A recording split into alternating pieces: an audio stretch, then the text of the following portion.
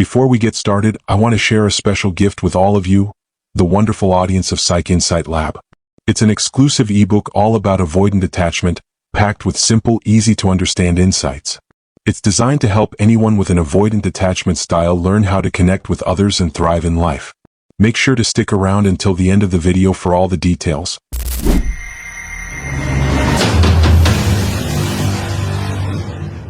You know, there are some things people say that sound sincere, or even sweet, but in reality they're little warnings about something not so pleasant ahead.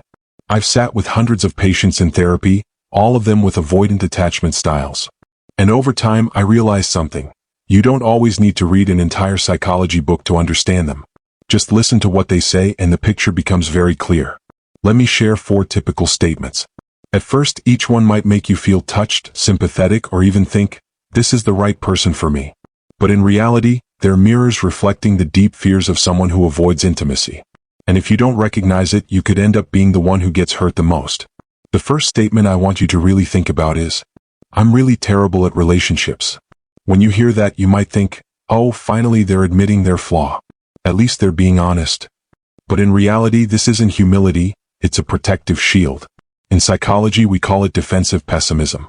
They predict failure ahead of time, so when it happens, it doesn't hurt as much. And at the same time, they're silently sending a message, I'm going to hurt you. If you stay, that's on you. I remember one patient, a man in his early 30s, successful in his career, confident on the outside, but every time he entered a serious relationship, he would repeat the same line, I'm just not good at love. And what happened? Exactly what he predicted. Not because he was incapable of loving, but because that statement became a self-fulfilling prophecy. He built a wall in advance, and when a woman tried to climb over it, she would exhaust herself and walk away. Then he'd sigh and say, see? I told you I'm terrible at this. Have you ever been in that situation?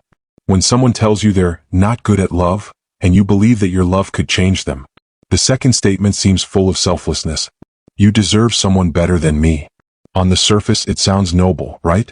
Like they care about you, want the best for you, and hope you find a better place to land. But in reality, this is a form of moral licensing, a way of giving themselves a free pass. They use this line like a get-out-of-guilt card. It lets them walk away without facing the weight of responsibility. One of my female patients once shared that her boyfriend said this just before disappearing. At first, she believed it was love. He truly thought he wasn't good enough. But just a few weeks later, when she saw him happily in a new relationship, she realized it wasn't selflessness at all. It was a way for him to leave lightly, while leaving her with a heavy burden of self-doubt. Am I asking for too much? Did I fail to appreciate him? You see, the line, you deserve someone better than me, isn't an expression of love. It's an escape hatch they've built for themselves. The third statement sounds colder. If I break this off first, I'll never have to face how much I actually need it. Imagine a heart made of glass, fragile, yet incredibly precious. Now imagine a hand holding a knife. That's the hand of someone with an avoidant attachment style. They don't break things because they hate you. They break things because they fear that one day you might leave and they'll be forced to face a terrifying truth. They needed you far more than they ever admitted. Avoidant individuals are terrified of emotional dependence. For them, needing someone feels like a direct assault on their independence. So they choose to strike first. It's not impulsiveness, it's a strategy. A painful strategy for both sides. I once worked with a woman in her 40s who had been through 2 marriages, both ending in the same way. Each time, she walked away just as her husband began to truly open up, just as their relationship was deepening. She would cry and say, I can't bear needing someone this much. For her, admitting that need was even more painful than the separation itself. And finally, there's a statement that's not always spoken outright, but is often expressed through small actions. I need you to believe I still care even as I disappear. You know that feeling, right? When someone calls less, texts less, shows up less in the moments that matter. Yet occasionally they send a sweet message, or show up unexpectedly with a romantic gesture, as if to make you believe the love is still there. This is how avoidant individuals maintain the illusion of closeness. They pull away gradually, leaving just enough trace to make you question your own intuition. Am I overthinking? Are they just busy? I often call this halfway disappearing. It's like they're sitting right in front of you, but their heart is miles away. And the most painful part? They do it not necessarily to hurt you, but because they themselves fear abandonment. In their mind, by retreating slowly, they don't have to experience sudden loss. They preserve the illusion that they're still there even though in reality they've already gone. When you hear these statements, the point isn't to blame the avoidant person or try to fix them with your love. The point is to recognize it and ask yourself, am I hoping for an illusion? Am I trying to climb a wall when the other side never intended to welcome me? True love isn't a game of shields, escape tickets, or halfway disappearances. True love is when both people dare to stand there vulnerable with their own wounds and say, I'm scared but I still want to try. I need you and I accept the risk.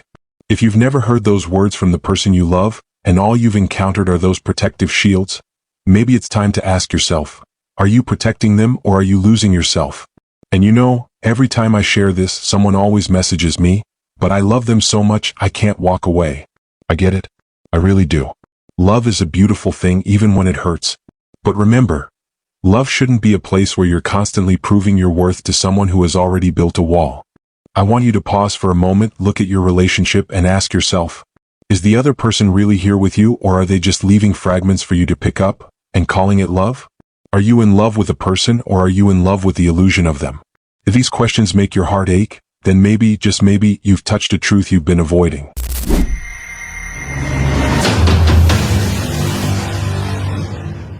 In the previous segment, we talked about statements that seem harmless but actually reveal an avoidant person's fears. Today, I want to take it a step further because there are a few more phrases that sound beautiful, even romantic, but if you listen closely, you'll notice they often hide a story of idealization, avoidance, and quiet insecurity. Let's start with a line many of us have probably heard. I've never felt this way about anyone before. At first, it sounds incredibly sweet, doesn't it? It makes you feel like you're the one and only, like you've stepped into a sacred space no one else has ever touched. In that moment, it's easy to think, finally, I found a complete love. But as a therapist, I want you to pause and ask yourself, when does this statement appear? Often, it comes very early, during the honeymoon phase when everything is new with no responsibilities or pressure yet. The avoidant partner is like a balloon floating freely in the air, excited, unrestrained. But when reality comes, when the tether of commitment starts to pull, that sense of freedom becomes a burden. And so they withdraw. One of my patients shared, he told me he'd never felt this way about anyone. I believed him. But just a few months in, when I started needing him during hard times, he grew distant, cold, and eventually disappeared.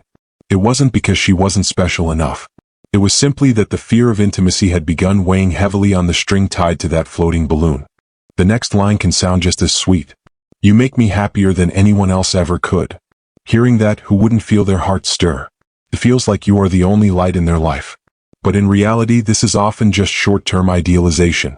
Avoidant partners are masters at enjoying the early stages, when everything is fresh, when love feels like a powerful dopamine hit. But once real life sets in, differences, conflicts, responsibilities, the glittering picture they painted in the beginning can no longer hold its color. And they start to pull away. Imagine this. You walk into a sunlit room, everything sparkling, perfect. You believe it will stay that way forever. But then the sun sets, the light fades, and suddenly you notice the dark corners, the cracks in the walls. For an avoidant person, when that absolute happiness fades, they don't have the patience to stay and fix it. They only know how to withdraw. One of my clients said, he told me I was the only one who made him feel at peace. But when I started asking for his presence during hard times, he disappeared. You see, it wasn't her love that changed, it was the illusion from the beginning that shattered. Eventually you might hear this line. If you just changed a little, we'd be okay. At first, it sounds reasonable. Who doesn't have flaws? Who wouldn't need to adjust a bit in a relationship? But don't be fooled. For an avoidant partner, this usually carries a different meaning. It's a way of shifting responsibility from them onto you. They might say, if you were less sensitive, we'd be happier. Or, if I weren't so clingy, things would be better. And before you know it, you start believing the problem lies with you. You spiral into self-blame, trying to adjust yourself just to keep them around. But the truth is, the issue isn't how much you need to change. The issue lies in their fear of intimacy. They need to maintain a sense of control, a safe distance, and the easiest way to do that is to make you think you're not enough. One woman I worked with in therapy cried and said, he told me that if I asked less, if I demanded less affection, he'd stay. I tried. I held myself back so much that I wasn't even me anymore. And yet, he still left. See, the problem was never her. The problem was the invisible wall he had built around his own heart. And then there's a line that sounds like a compliment, but is actually a subtle trap. You know, you're just too amazing for me. Who wouldn't want to hear that? It's like a melody of praise that makes you feel special. But behind this statement lies insecurity and a preemptive excuse to pull away. It plants a dangerous seed in your heart, the feeling that maybe you're too much, that perhaps you should tone yourself down, lower your standards just to keep them around. I had a male client in his mid-30s tell his girlfriend, "You're too amazing for me. I don't deserve you." It sounded like a heartfelt admission. But when she responded by loving more, sacrificing more, he retreated even further. Eventually he left, leaving her with a painful question. Was I asking too much? Was I really too good for him? See, this isn't a compliment. It's a ticket for them to exit gracefully, while leaving you tangled in self-doubt. So, what should you do when you hear these lines? First, remember this. Don't rush to blame them, and don't rush to blame yourself either. Avoidant people don't act this way out of malice. They act out of deep-seated fear. The fear of losing their independence, the fear of being hurt, the fear of needing someone too much. But that doesn't mean you have to accept it. True love cannot be built on excuses, shields, or disguised compliments. True love requires courage. The courage to face vulnerability, the courage to admit that you need each other, and the courage to stay and navigate the shadows of life together. And you deserve that.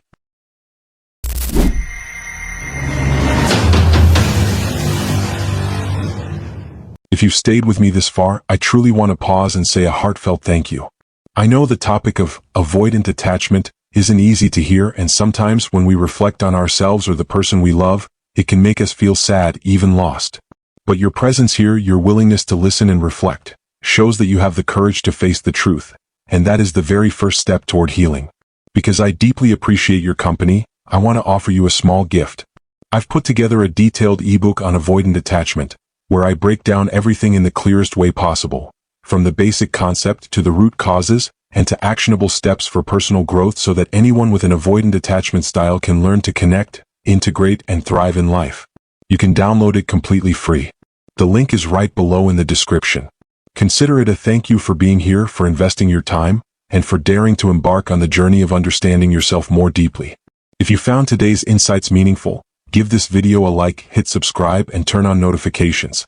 Not only so you don't miss the next video, but also so we can build a community together. One where everyone can learn to love more healthily, more sincerely, and more courageously. And finally, I want to leave you with a question to carry with you after you turn off this video. In my relationship, am I truly loving the person, or am I just in love with the illusion they've created? If you hold yourself honest with this question, you'll find a clearer path ahead. Thank you for watching until the end.